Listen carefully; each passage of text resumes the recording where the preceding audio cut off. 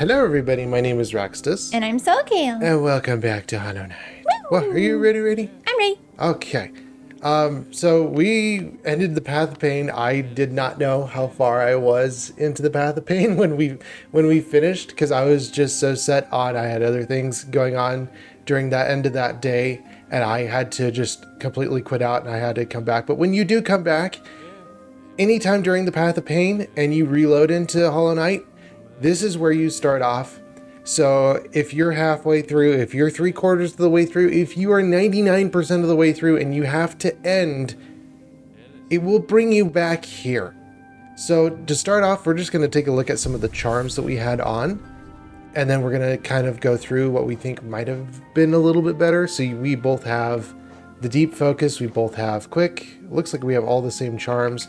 We have stalwart shell, and we also have steady body alongside grub song. Now there are some really good ones here.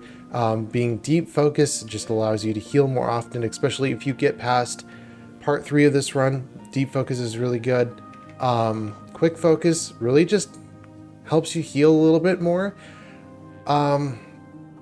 If it were me and I was going to pick out the charms, I might actually have quick slash. Quick slash would have actually been a little bit more helpful halfway through, maybe a little bit more helpful, because it allows you to attack faster. It allows you to, if you're too tight or too close to something and you need to pull away from whatever the object is, it allows you to be able to attack a little bit more often. It doesn't matter how much damage you can do at this point. When you're doing the Path of Pain, it more so matters how often you can swing that blade just to get yourself out of a really tight situation. And quick slash might have actually been a really good one. Grub song, yeah, it's a 50-50. If you do touch a blade, you will get soul back. So grub song is a really, really good one here. Same thing with deep focus. Deep focus just makes sure that your soul lasts longer, especially if, again, third part through the entire thing. We'll go through the parts of the Path of Pain, but especially when you get to the third part, deep focus becomes kind of more of a shining gem during that entire part because of its efficiency. Its efficiency is really, really good. And stalwart shell and steady body are also really, really good, because when you get hit with steady body, instead of you going in a random direction when you get hit by something, it'll fling you. And steady body just keeps you kind of centered where you are rather than getting flung so far and you could potentially hit something else. And it just kind of makes it a little bit more annoying, especially if you could do an easy recovery to get back to where you were and either that or finish out the section that you were in. Steady body is a really good one, just keep you kind of on track on where you are and help you kind of get to where you need to be going. Same thing with stalwart shell. When you recover from damage, it'll basically make you invulnerable for a little bit more time. You could say this might be useful, might not be useful, but if it were me, you could almost swap out quick focus with something like quick slash.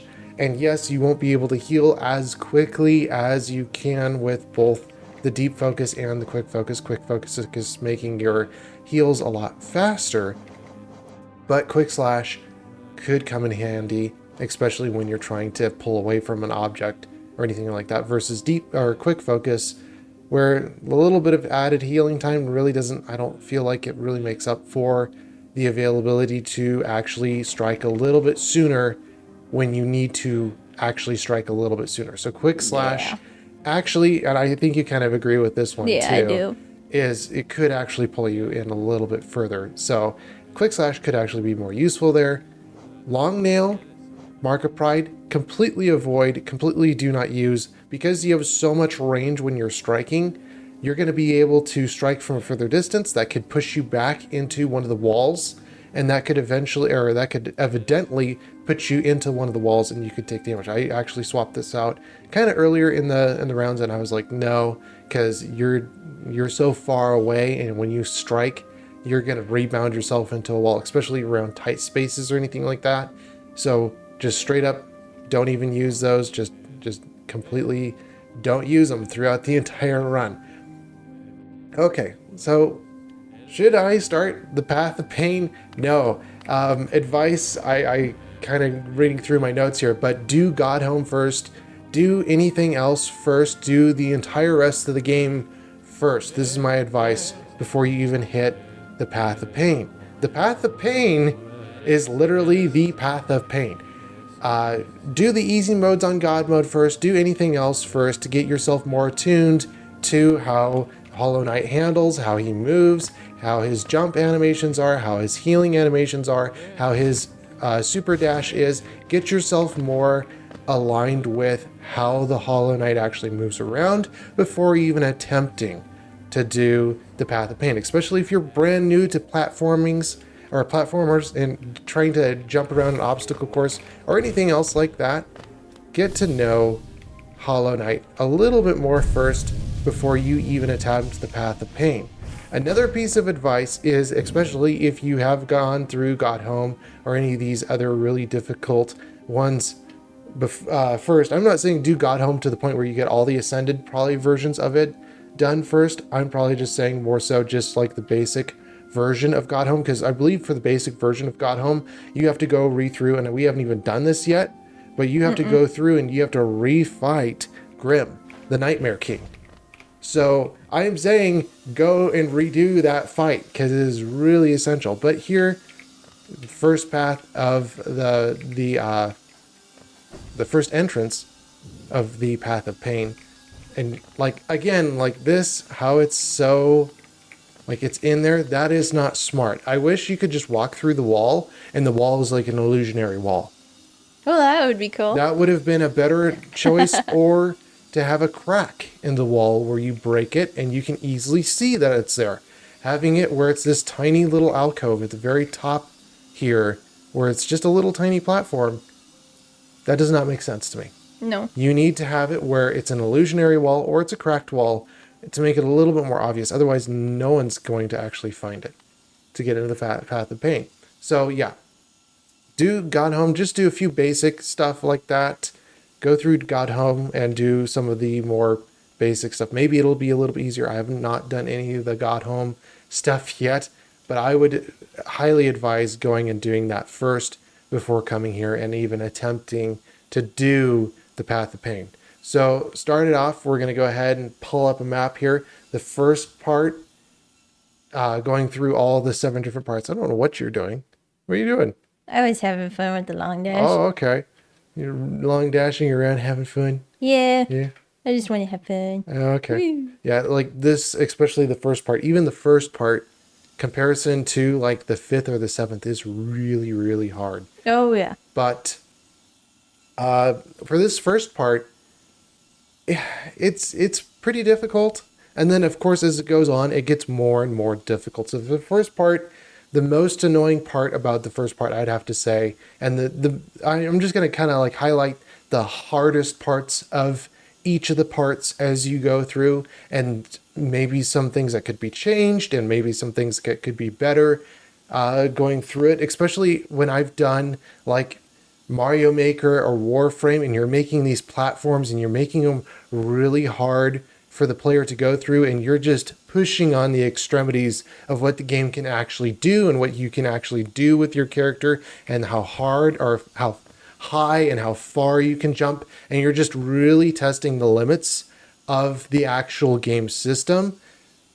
There's some things that you can say are acceptable, and then there's some things that you can say that just straight up aren't, because of how ridiculous it is and how fast you have to be on your reaction time, or how tight the tolerance is on that spacing. And man, that's really tight. Like, you know, maybe 1 out of 100 jumps that I do, I could barely make that jump, and it is possible, but it's really tight. This is the point where it's extremities. It's just like, hey, I can barely make that jump. I can barely get this done. And we'll just go through each of the parts and just kind of highlight the more annoying things that kind of stick out. So for the first part, and we're actually in the first part right now, but for the first part, the sod blade in the first part is actually the most annoying, and I can actually just hop up here and show that real quick. But this part here is the most annoying, because for that second saw blade that comes down, you have no idea where its position is. And right there it came down, and you're able to see that top of the saw blade. But those saw blades are moving. Those just move up and down, and you don't know where the position is on those saw blades at all. They could be at the very top, they could be coming down, they could be going up, or it could be far down and you can actually see it and you can register that it's there before you actually make your jump or do anything like that. This first saw blade is the most annoying because you cannot hold on to the wall. You cannot just sit there. You have to make that jump. There are other portions through the Path of Pain where you actually have a breather. You can jump on the wall and you can just kind of sit there and wait for it. With this, there's that third ledge up there that has the saw blade, and there's only a little bit of an alcove there. You cannot just sit there. If you sit there for too long, you're just going to get tired of jumping, and it's just too tight of a gap to actually sit and wait for that saw blade to come down. Either you put that saw blade a little bit further down, either that you put that saw blade a little bit further up for that single static saw blade. You move it up or down, I don't care which, but the thing is be able to have a ledge where you can take a breather. Either that, or you could take that saw blade that's further up, that's actually moving the ligament that's moving that saw blade, and you could actually create a space below it so that you could avoid hitting that saw blade. I don't know which way you'd want to go around and do that. I really don't care. But the main thing is that saw blade, you cannot see it. It's not visual. It's not part of your screen. And when you jump up there the first time or two, it's really, like I say, even during the run, it's like a 25 or a 20% chance that you're going to scrap a run because you just don't know where that position is on that blade, and you jump past that portion, and you're not going to sit there forever trying to jump around and trying to stay up there because you have so little spacing. You don't have much of a breather room in there. You can't really just sit there. You're just going to jump, and 20%, 25% of the time, you're just going to hit that blade. That is the most annoying part of the entire first section. There is a second blade, and the second blade that moves is actually pretty easy. It's after you get off of that blade up there, you jump over the alcove, you go up the three little bugs, and then down below there's that moving blade there. But the big advantage is you're going down. You have that long wall on the left side that you can just kind of slide down off of, and you've got a lot of time to be able to view that blade that's down there and be able to assess your situation and know what you're doing before you go down through that alcove. So that's actually pretty good. And to be honest, like, the whole thing is really unfair with the whole Path of Pain, but when you're going down to that second portion, you have no clue what you're supposed to be doing. It's just straight up a fall of death. You have to fall multiple times through that tunnel to be able to gauge and to be able to tell where you're supposed to go, even in the first place, to get to where you're supposed to go. And not knowing ahead of time, you're going to die a few times going down that tunnel. But as soon as you get the idea of where that tunnel's going, then you can easily make it through the rest of that tunnel. But especially on the first part, that first saw blade killing you 20 to 25% of the times that you run up there and you try to complete or try to do the first section, that to me is completely unacceptable because you don't know where that blade is, where the position of that blade is. And when it comes down and it kills you 20% of the time or 25% of the time, that's just annoying. That's just straight up annoying. So if it were me, I don't know what I would do. I'd probably make a static blade that's up there and you have to tightly move around it or something like that. But again, that saw blade where you can't get a visual, you can't grasp a visual of where it's at, that's just annoying. I agree with the falling part on the left where there's that little path of saw blades and there's that bramble, because again, you can actually saw hop. And especially during the fourth portion of the entire Path of Pain, you saw hop off of those blades. I agree with that. That's very easy to do, and you could easily make it past that little falling gap to the left. So for the entire first part, the most painful part of the first part, the saw blade that moves up and down on the far right side. It's the most annoying part because you have no visual of where it's at, and you don't know when it's coming or where it's going. The second blade on the far left where it's moving, you can tell because you have a whole bunch of breather room. You have the entire left wall that you can just sit on and wait and watch that blade and see where it's at, and then make the move to get into that little crevice and move around that blade. So for the entire first part, I'd have to say the hardest part is that saw blade. Second part of the entire Path of Pain, just like I told you halfway through the run, it's easy.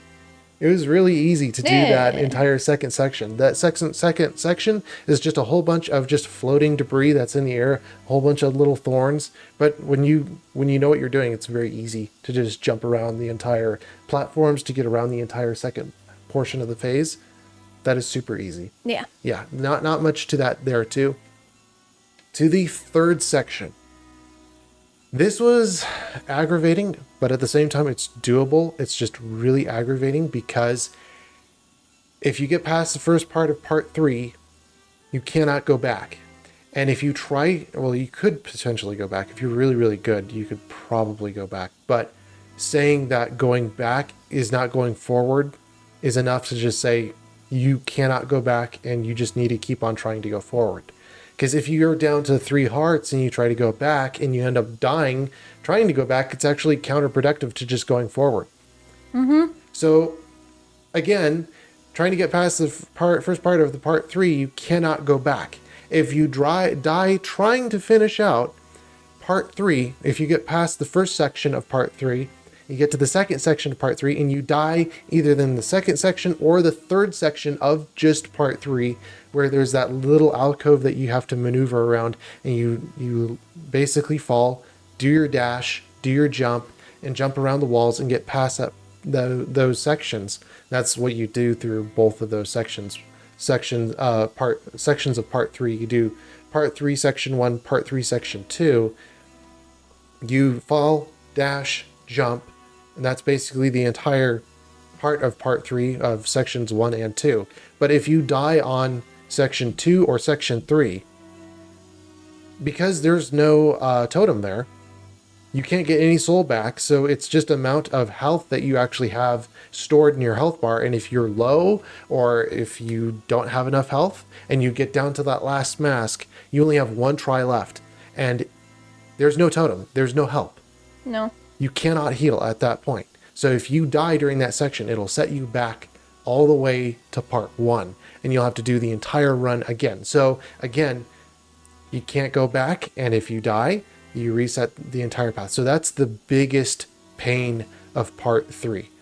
Part 3, that's the entire biggest pain right there. The saw blades aren't really that big of a pain, especially section 3, where you have to do that big jump over the little spikes that are up on the wall. That's actually really easy. I've done that several times through, I don't know how many different platforms, but it's jumping as far as you can, as far as you're able to. You're just holding down the jump button. You're just jumping all the way over those spikes. That is actually very doable. That's very easy to do.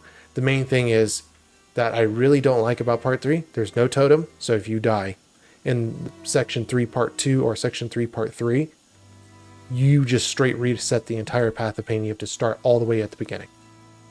There is, though, after you get past section 3 to part 4, there is redemption, because there is a totem. And as soon as you complete section 4, there is that lever that you can hit. And now when you complete sections 1, 2, you can go straight past 3 and 4 all the way to 5. So that's really, really nice that they have that lever there, that's available, and that just completely subjugates those 2 sections, sections 3 and 4.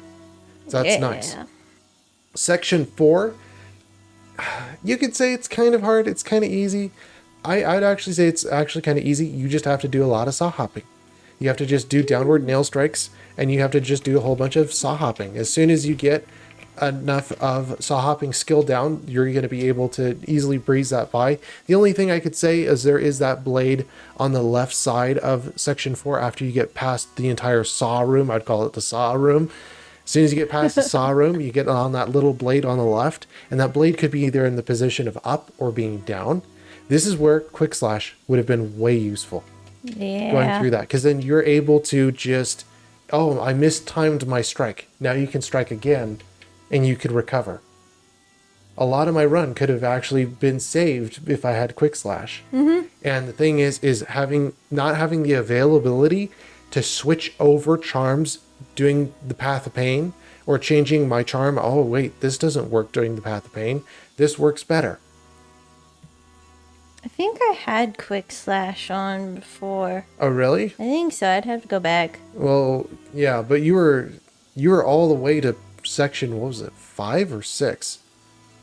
You're at section 6, and I was at section 7 at the very end. Yeah. Yeah. And if you did all sections 1 through 7, it's pretty legitimate that we had the same charms. So you didn't really have quick slash. You might have had it at the very beginning. I And, did have it at the yeah, beginning. and tried it out for a little bit, but during probably even section 1, you probably swapped it out very early.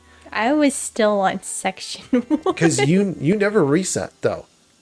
That's the thing, is No, you I never never- died in no. section 3. I died in section 3, and I had to redo sections 1, 2, and then 3 to finish out 3. And I was very antsy on section 3 because I knew if I died, I'd have to Yeah. reset, and I'd have to go all the way through sections 1 and 2 again. And I was Yeah. like, I was not doing that again. Nope. So thankfully, I did make it through section 3, and then I continued on all the way to 7.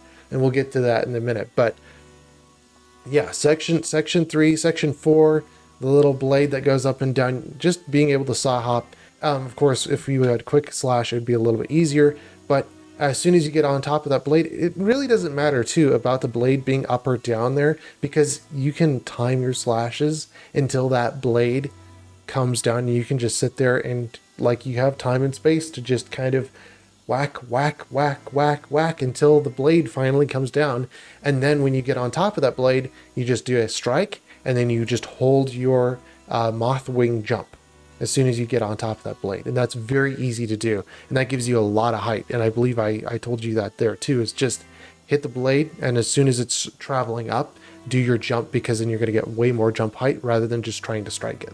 Yeah. But again, like if you had quick slash, you could just keep on slashing the blade, and it would not matter about jumping because you could just keep on hopping on it.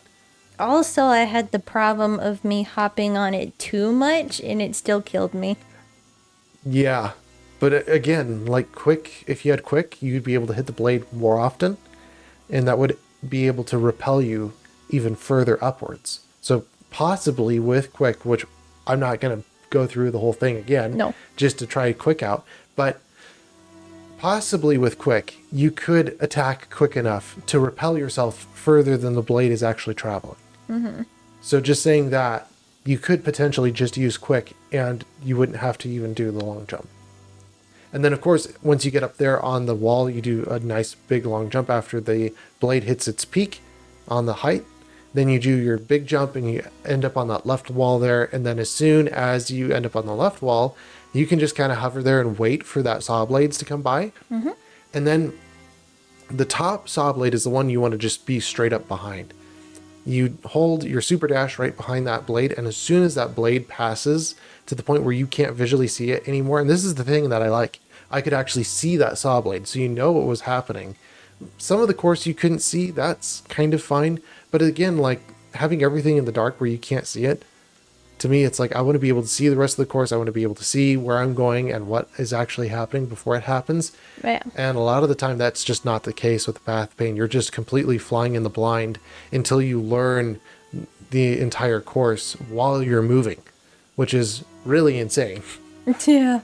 Yeah, a lot of platformers don't do that. They'll show you the rest of the course before you even traverse into that area. And then it's like, okay, well now I can see what I need to do, and I know what I need to do.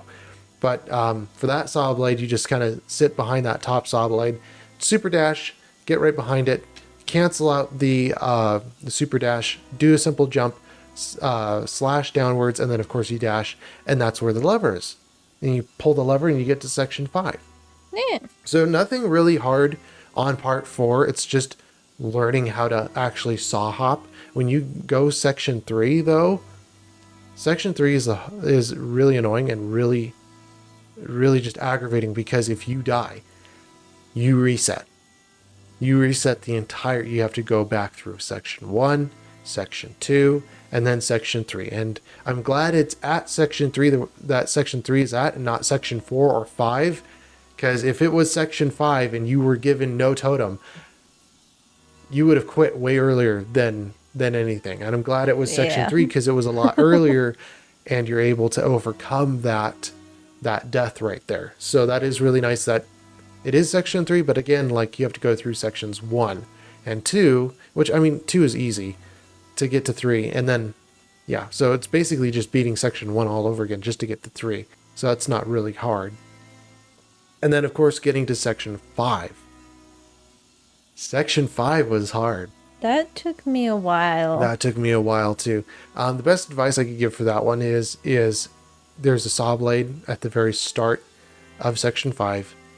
Well, not the immediate saw blade, but there's 3 saw blades that traverse the entire area. There's 2 kind of in the middle of the area that go up and down, and they meet right in the center. And then there's a saw blade on the far right, and you have to actually traverse that one. So when you're below that saw blade, the best advice there is wait for the saw blade to travel down, and then as soon as it travels up, just jump around the obstacles and dash left against that wall. You've got a lot of breather room. And then as soon as that saw blade goes back down and then goes back up again, wait for the saw blade at the top of its peak. And then as soon as it starts to travel down, then proceed to jump right and then go around that saw blade and just keep on jumping. And hopefully you dodge the second blade that comes down or goes up, or whichever way it's going to travel. But hopefully you dodge. There is a wall there that you can kind of play protect with that, and you just get high enough on it, and then that saw blade in the middle goes down, and you just saw hop all the way over there. It's just completely random. At some point, though, it's just completely random. If you miss that saw blade, if you're skilled enough to miss the saw blade, and if you actually can make it past that point, it is very quick. That is the hardest part, I would have to say, of the Path of Pain that I've experienced so far. Yeah. And then, of course, going to part 6, it's just a lot of just saw hopping. It's actually easier than sections 4 or 5. Sections 5 is the hardest that I'd have to say that it is so far, but section 6 is just a lot of hopping on that top section until you get to the far left side, and then you get up into section 7. So, I mean, there is one saw blade in section 6, but like 3 rotating ones, the ones that are right between the bugs that you have to go around. Mm-hmm. But that's really easy because you can see the saw blades and you can easily hop around them. You can really play it safe. So those saw blades I really don't even count as even being a challenge because they're just not hard at all. So then as soon as you get all the way to the left side, you get all the way up, then there's section 7. And this is where I ended on, and I was like, looked at my time on my clock, and I was like, I do not have time. I've already spent 4, if not 5 hours. I think it was a little bit of an over exaggeration with 6, but I believe it was around 4, if not 5 hours that we were sitting and we were doing, and we had to have a little break in between. And I was hoping my computer wouldn't crash, because if it crashed, then I'd have to reset everything. And I would if that happened, I would just be done at that point. Yeah. I would have. So we even actually took a break. I don't know if it was. I think it was at part 5 that we took a break, and we were just like, we gotta have a break, gotta have a breather, gotta go eat something, gotta do something else, and then come back to it, because it was like already 2 hours into that point, and we were just like, or 2 or 3 hours, and we we're just like, man, we gotta have a break because this is crazy, especially having to do it all in one sitting. Yeah. Having to do it all in one sitting is just ridiculous. So section 7. Oh my goodness. And you didn't even get to section 7. I did not. Okay, section 7. That's tough. I wish I knew what I knew now, which was I was one screen away. Literally one screen away from finishing section 7. And I thought there was going to be a whole nother section beyond section 7. I had no clue. That was the exact end right there. I had no clue. And the thing is I looked it up afterwards, and I'm sitting on the couch and I'm looking it up on my phone. I'm like, wait a minute. This is where I was. Right there on the very end of where that saw blade was. If I would have gone down under and just jumped over, I would have been at the very end of the Path of Pain. I had no clue until I looked it up, and I was like, are you kidding me? If I'd known what I had known now, I wouldn't have taken 20 minutes at the very end of the video to talk about how annoying this was, and that I wasn't at the end. I was literally at the end right there. Yeah. I would have just straight up done it, and I would have been finished, and I would have been at the end. All you get at the very end is a cutscene, and then you get booted out of the Path of Pain. And that's it. So you do this 7-section segment, all to get one cutscene, And then you get booted out and you're like, that was a great reward. I didn't get a charm. I didn't get anything significant. I just got this breather memory moment of, oh, this is these two people, and you can go watch the cinematic somewhere else. But it's just seriously, just for one scene, that is ridiculous. But yeah, so for the entire end of section 7, it's just you bullet dash right, you jump around some obstacles, you slash downward on a few saw blades, and I really didn't like the saw blades at that time. But now thinking about it, it's like it actually could have actually been easier than I was thinking. The thing is, again, with the charms, being able to swap out charms, there is no availability. That's No. something I've got to just kind of hammer on Hollow Knight, is just you can't swap out your charms doing the entire Path of Pain. If someone had Long Nail and they got to section 5 and then section 6, they decide, hey, you know what? Long Nail, I want to toss Long Nail out of my... You can't. You got to finish the entire section, the entire Path of Pain with whatever charms you equip from the very start. And not having the availability to do that halfway through or even going past section 1 is just really annoying. It is. It's just really annoying. So, again, like, I wish you could swap out charms, but like after you get past the little bullet jump and the obstacles, there's just some saw hopping that you got to do. It is kind of annoying because those saws can literally be in any position. Same thing as section 1. And I'd have to say section 1 and 7 are the only points where it's really annoying. But same thing as section 1, that blade can be at any position. With section 4, I don't have any problem with it. With any of the other sections, it's appropriate because you can figure out ways to work around it. But when you're at section 7 and 1, especially 1, because you can't move around that blade fast enough, you have to know its position, and you don't have a breather moment to actually move around that blade. And then especially on section 7, you have no idea where the orientation is on those blades. Yeah. So you don't have a breather, and I'd have to say if not 50% of your runs or greater, you're just going to end up dying and having to get reset, which is really annoying.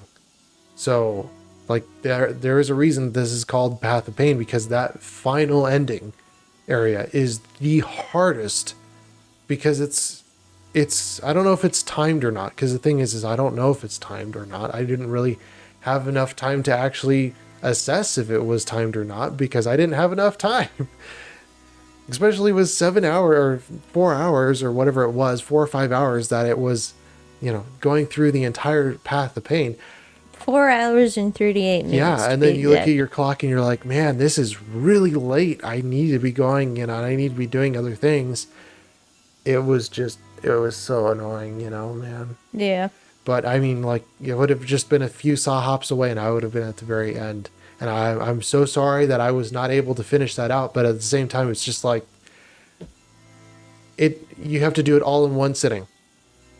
That is just annoying. That is just ridiculous. And I was one screen away. If I had an extra hour of time, I would have been able to finish out the entire Path of Pain. I would have been able to see the cinematic. And I would have been able to help you out to finish out the rest of the end of that, and then we could have called it. But we didn't have an extra hour, so that's just that is just what it is. But again, like the saw blades, when they're moving like that, like with the section 1, it's a 25% to 20% chance that you're just going to run into the saw blade, and you're just going to have to try it again and try it again and try it again. And the same thing with section 7. When you get to section 7. There's not much you can do.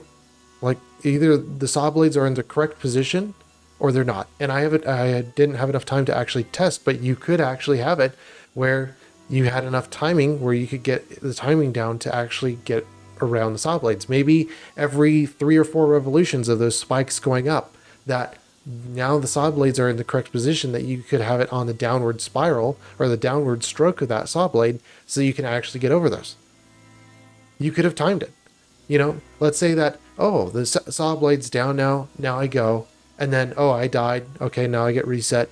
And then in your head, you're just counting 1, 2, 3, 4. And then as soon as the 4th spike goes up or the 3rd spike goes up or whatever the timing is, now I need to go. Now is the time that I need to do my super dash and then now the saw blade's down in the downward position. Now I can go past this point. Again, I didn't have enough time to actually test out the timing. I had no idea what the timing was. I just ran out of time. So that is what it is. Especially with the randomness though, like I don't know if it was timed or not. I don't know what the revolutions were. It could have been 1 and 3. It could have been 1 and 2. I have no clue. But as soon as those saws are actually spawned in, that's the thing, is they just keep on running. So I don't know if those saws are just, like you have to do it in one go and that's it. And if you don't get it in one go, you might as well forfeit the entire path of pain. I don't know. I have no clue. So if it's timed correctly, where it's a 2-to-1 time cycle with the spears going up and down, and of course, this is a huge area. Everything's getting loaded at one point in time, and you've got to make sure that you just can't fail it, Yeah. So, yeah. So I don't know any which way. I mean, maybe that when you get past a certain point that they just spawn in all the saw blades and all the saw blades are automatically in the correct positions when you approach that point. Maybe. But at the same time, that's so annoying that the blades are moving. You have no vision of the area when you get into that area. And the blades are just completely in a wrong position or wrong orientation. And I've seen a little bit of that, and it's just like, hey, you can do it, and it's possible, but it's very, very hard to get to that point, and it's very hard to actually time it out. I wish I had a little bit more time to actually go through that, but I didn't. I spent most of my time in the first area. Yeah. Oh yeah. So that is what that is. If it were me and I were creating something like this, I would never really. I mean, like, you can have some things that are out of the vision of the player where it's like, oh, let me introduce you to this and you need to jump around this and that. Oh, okay, well, I can adapt to that. That's not that hard. But when it's to the point where the saw blade, when it's registered in the system and the system loads it up, and that saw blade can be at any point and it's just a matter of timing, man, that is just hard because it's completely random, Yeah. It is completely random. And I haven't had enough time. Maybe there was a timing to it where it's like every third blade or something like that. But again, I had no clue, and I have no clue because we're back here at the beginning and I didn't have enough time. So maybe there was something to that. Maybe add in something in the comments below on maybe it was 3 revolutions, that every 3 revolutions of those blade spikes coming up, that's when you go. I have no idea. Additional things to add into this. The animations. So the system of Hollow Knight. So basically anything within Hollow Knight, whether it be turning, whether it be doing your super dash, whether it be doing your heals, anything like that within animations. So I'm just going to read this off because it's in my log, but as so many other systems, I have to learn your system. Whatever platform you have, whether it be Mario Maker, whether it be Warframe, whether it be Smash Brothers or anything like that, I have to learn your system. Okay, so if you have turning in a certain way, if you have, because there's several frames that go into turning, there's several frames that go into healing, there's several frames that go into super dashing, anything of that sort, any animation that you do and that you program into your game, I have to learn specifically your system. Not every single game is all the same time, because for Hollow Knight I have downward slash. With Mario, you have no, I don't believe you actually have any version of downward dash. Mario doesn't have a sword, I don't believe. No. In any of the games. So with that on the side, every system is completely different.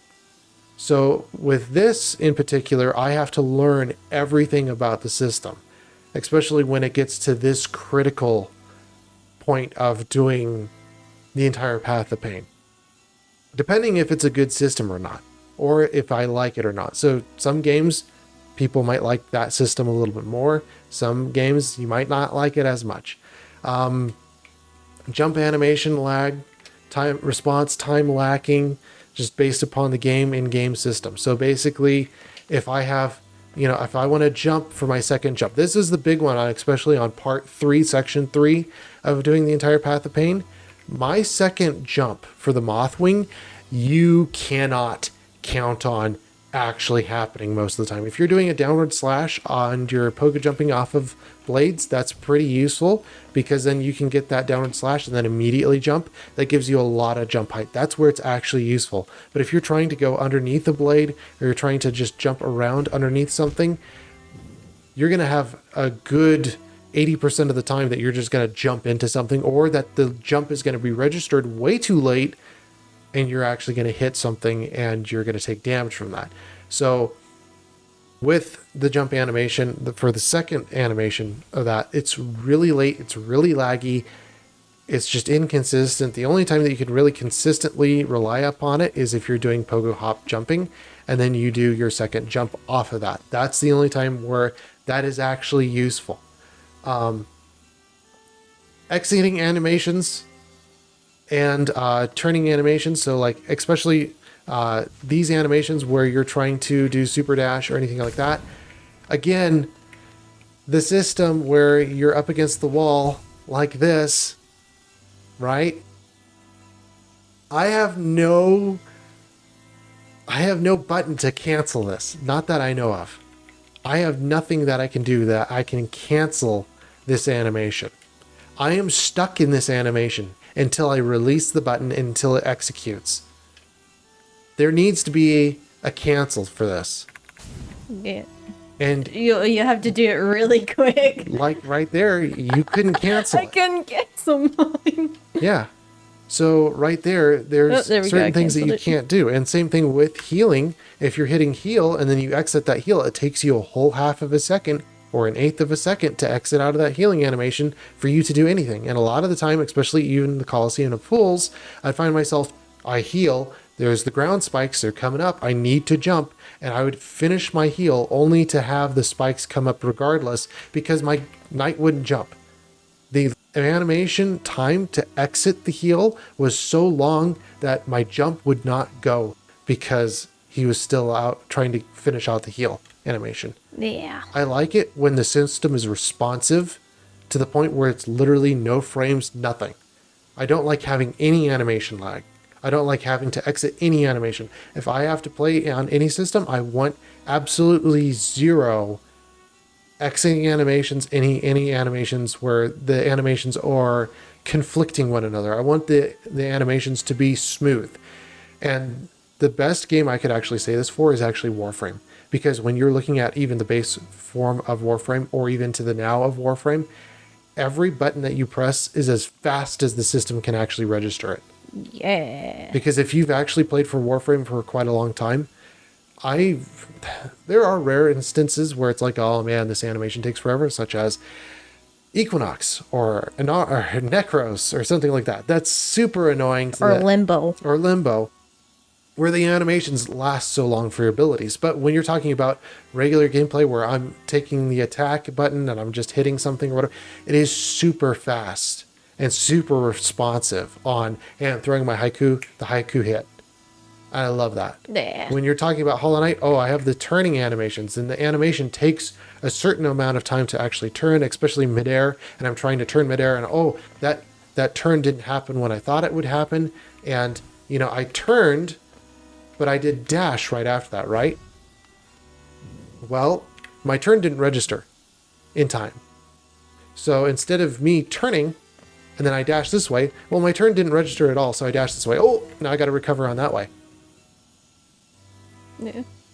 Because the turn didn't register. And the same thing in Super Smash Brothers. There's several times where I will physically turn my analog stick. And I do some animation, whatever the animation is, and it does not register. And it's literally like the buttons are seconds away from each other. And I do my turn, and then I hit the button. And Super Smash Bros. Will not register certain key inputs with certain characters. So you turn and you do your ability or whatever it is, but it won't register the turn because the ability overtakes whatever it is. Or I don't know if the system lags or if the system just completely ignores it. Whatever the case is, it'll just completely ignore your turn. And I've had that with not only Hollow Knight, but Smash Bros.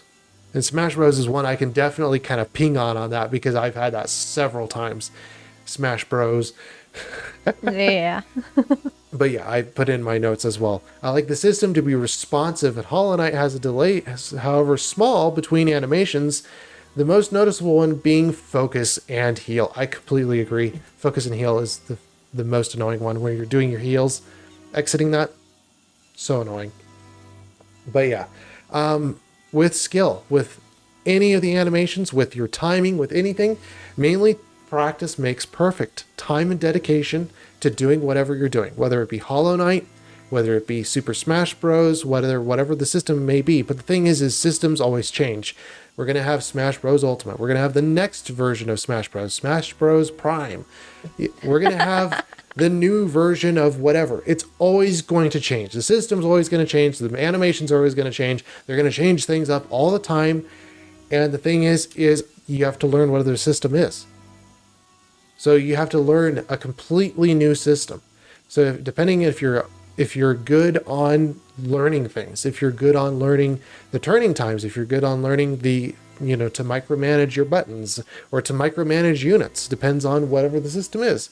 And if you, again, like it or not, if you like the system or not, it depends on how well you like the system and how much time you're actually going to invest in the game. Time and dedication to Hollow Knight, yeah, just especially time and dedication to Hollow Knight, like how much time am I going to actually spend on a game, and how much do I like the game, and how well does it respond to my movements and everything else. That's going to determine how well I'm going to actually perform in a game. If I don't like the game very much and it's being super critical at certain points, and hey, you know what, I just don't like the game and the game isn't really, it's not really fitting my key set and where I'm really good at, I'm not going to play it all the way through, because if I'm not going to like the game, I'm not going to like the rest of I'm not going to like the rest of the gameplay.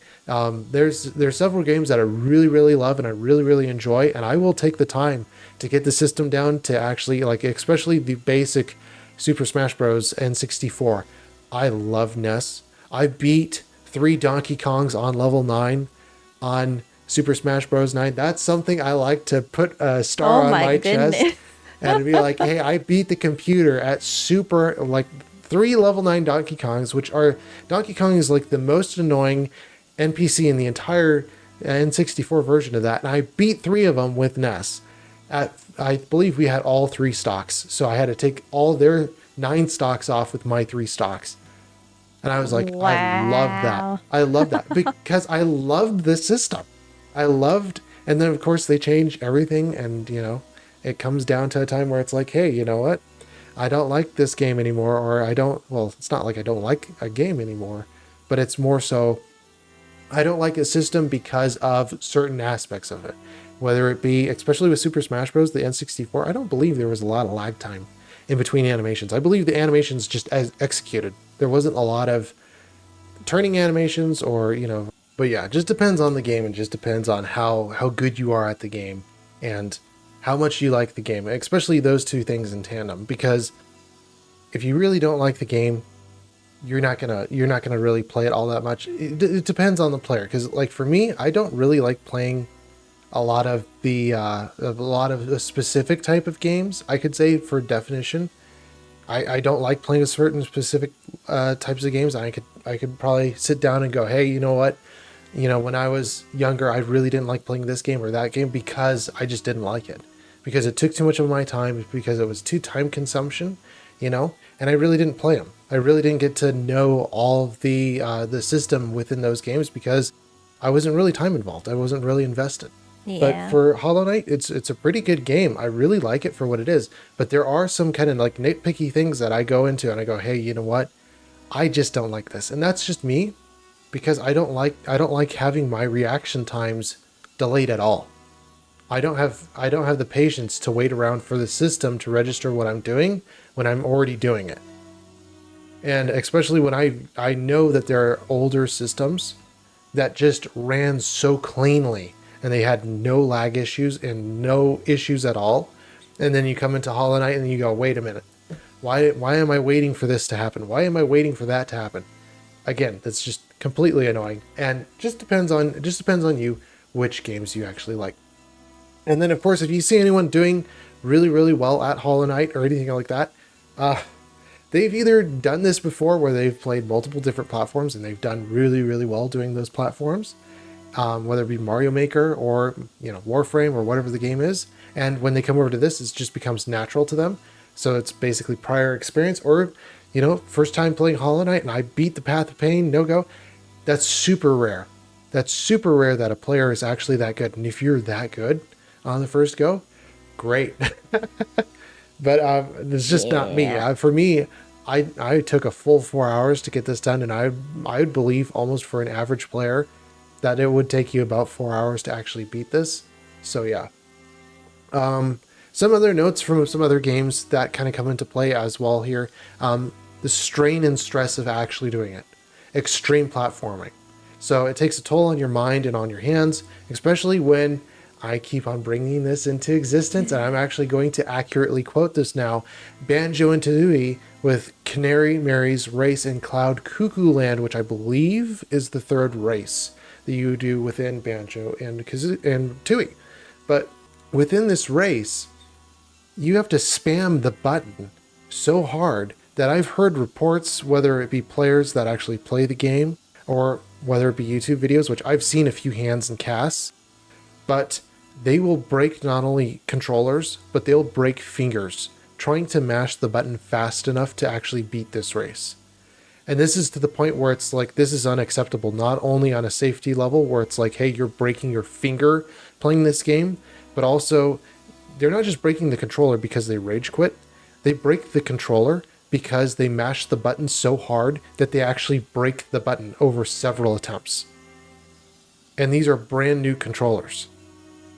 So not only on a safety point, but also on just wear and tear. This is too much in some cases where you're pushing the button too hard or too often or whatever the case is, where the game is literally harder than it's supposed to be, and you're breaking yourself over the game. And especially on your mind, especially over if you have to do this over 4 hours, like even Hollow Knight. Like I like Hollow Knight. I like it for what it is. And I did attempt this over 4 hours. So I do like this. But again, going into 10, 12 hours or whatever it is, if it takes too long, you're going to have a lot of strain, especially if you cannot stop and you feel like you can't stop, which especially in Hollow Knight's case, you cannot stop. You have to do this all in one run. So especially when you can't stop, that puts a toll on your mind where it's like, hey, you know what? I have to do this all in one run, all in one go. And that really wears down on you. Especially having to be accurate and that critical for so long. Yeah. Yeah, I'm just going through my notes, just trying to get it through here. Yeah, especially duration based on top of platforming difficulty. This can really wear down on you. Of course, we took a break, and of course, yeah, you have to do it all in one run. There's no benches, the wear and tear on the keyboard controller. Replug your, yeah, okay, yeah. Completely agree there. It's a wear and tear, not only on you, but also on whatever your device is that you're using, whether you're using controller or you're using keyboard, whether you're on PC or whatever device you're using to actually play whatever the game is. If it's intense like this, or even like Banjo Tooie, where it's you're doing this race, you can break things. You can break your controller, and hopefully they come out with a revamped version of that where it's just easier, or maybe they have something else extra added into that race where it just makes it easier, because people have broken fingers on that, and people have definitely broken controllers trying to actually, and brand new controllers, straight up brand new controllers trying to actually play that course. Some improvements that could be suggestions as in within Mario Maker or other games. I love making courses, but for some improvements, if especially if you're gonna do this hard, this difficult, make only 1 or 2 sections. Don't go beyond that. If you're going to 3 sections, 4 sections, it's got to be easy to the point where the player can actually do it, and it's acceptable, and you can do it within 90 minutes. The entrance being easier to locate. This entrance is ridiculous. I think I've mentioned this already, but again, like, this entrance should be made so that you can actually figure it out and find it. If you're going to put it into the point where no one's supposed to actually find it, you might as well just delete it from the game. I don't know. That's kind of extreme on my part to say that, but at the same time, it's like, how are you actually supposed to find something if you can never find it? And I get that there's Easter eggs and there's things that you could find eventually after so many years, but everything in your game should be able to be easily found, should be easily accessible so that people can actually play it. And where it's hidden away like that, I like things where you can find them. It's like a tool. It's like I want to be able to find my wrench. Well, I don't want to go through, 7 Russian dolls to just go and get my wrench out of 7 Russian dolls. It's kind of ridiculous. So again, make Yeah. the entrance easier to find. Maybe a fog wall. And, like I said at the very beginning, I believe it was. So making it like an illusionary wall or a cracked wall. Maybe make the difficulty easier, especially for the end there. That was kind of annoying that I couldn't finish it out. I wish I had a little bit more time to actually get that one down. But again, like having to take 4 hours, make the difficulty a little bit easier, maybe even make it a shorter run. Have there be waypoints. This would be so easy that if there were waypoints, if you had either benches or shortcuts to your most recent point, that would have made the entire run a lot easier. Having especially benches, having the charm swapping availability, I would actually say waypoints in this case. If you had waypoints where you could just like break through a wall here or there and then just have a fast travel to getting from, section, 2 to section 3 to section 4 and just have it so you can break walls going through and then have it so that you can easily get to the last section and just kind of build your way through that. That would be a lot easier. Not much to say there, especially when you're doing charm swapping availability. You could have it where the player just goes all the way back to the beginning, swaps out some charms, and then just goes through the holes that they make through the entire course. That would be what I would call acceptable. But kind of my final thoughts on that was just have it be a 90-minute run rule. It's just if the developer cannot complete the run within 90 minutes, you need to scrap the idea, whatever it is, because if it's going to be that hard, it's going to be too difficult for the normal average player to play and to get through, especially with 90 minutes. What happens, especially in Hollow Knight, you got a full 4 hours that we've been doing this, right? Yeah. What happens if your device crashes, if you have a power outage, if the game bugs out, or if the game crashes, or if you have to replug in a controller or keyboard because something happened to your keyboard controller, whether it be rage quit and someone broke their controller but they still wanted to continue on, or if they legitimately, if they honestly just broke the controller because they were trying too hard to actually get through a section, they broke the analog stick. And especially with a controller, an analog stick is pretty easy to break, especially there's only one spring in there that you have to break to completely render the controller useless. So Yeah. if you have to replug in a new controller to get through the Path of Pain, do you have to restart the entire computer?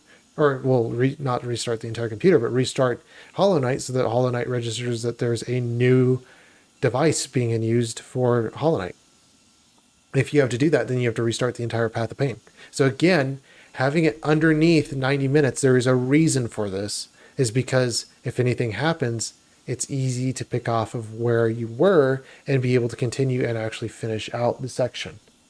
That's why they call it a section, is just have it a 90-minute section. But where it's this long of a section, if you're really good at it, you could get it down in 5 minutes or whatever, and you can get it done in 5 minutes. But where it's this long of a section and it takes me and you, and I'm not super good at Hollow Knight, but I'm kind of good at Hollow Knight, but it takes me and you 4 hours. It needs to be done in a shorter section, and especially going through Hollow Knight in and of itself.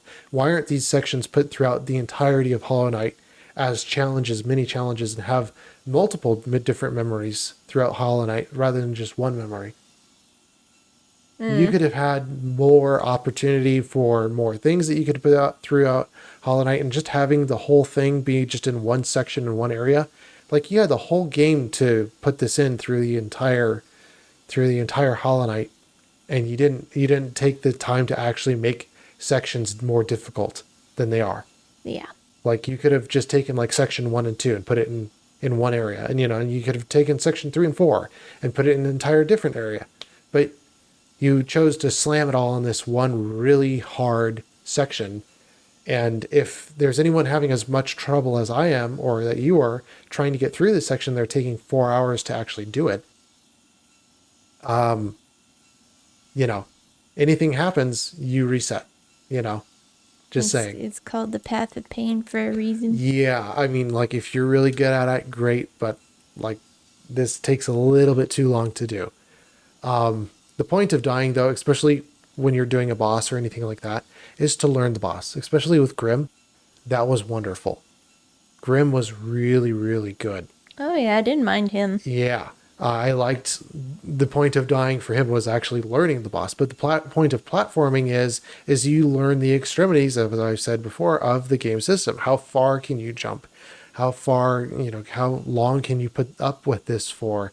And, well, not really put up, well, sometimes actually putting up with it for, because especially too with Banjo-Tooie, there's a certain point where you can say spamming can actually break a controller.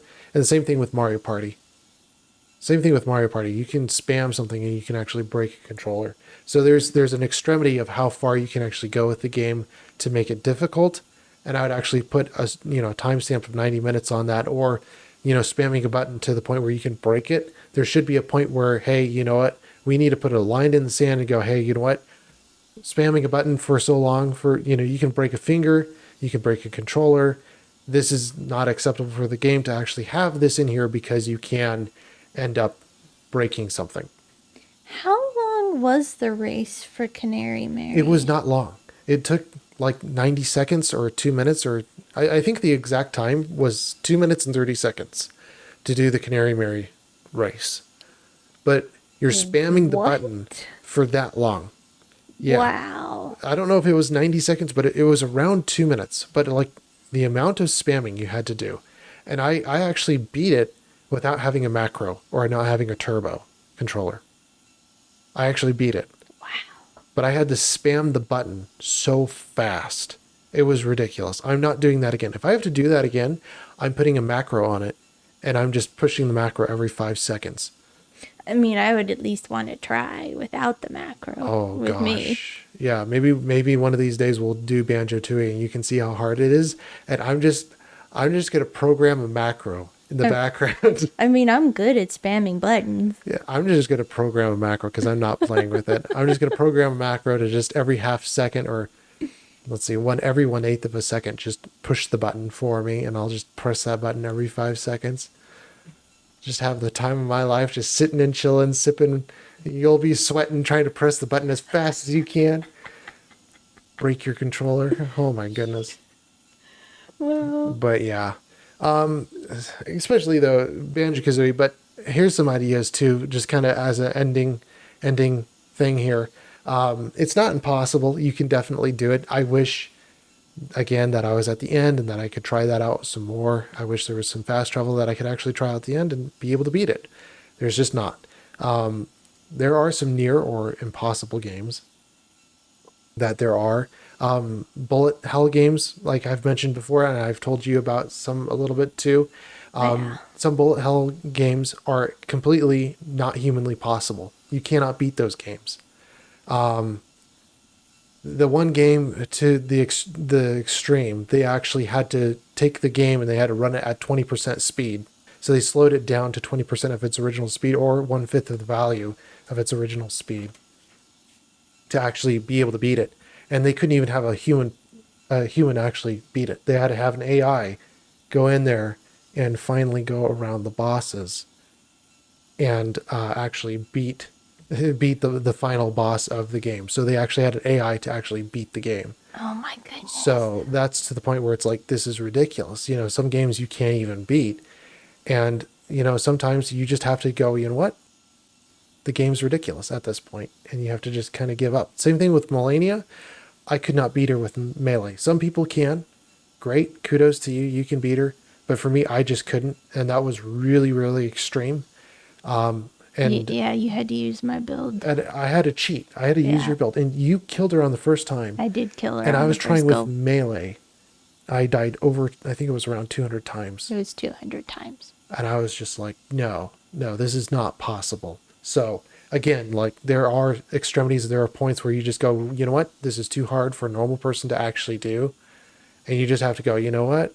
If people can get it down, and great, good for you, you can beat it. But for me, that's a little bit too hard for me.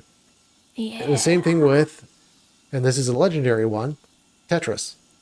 Tetris, it took 34 years to finally beat Tetris.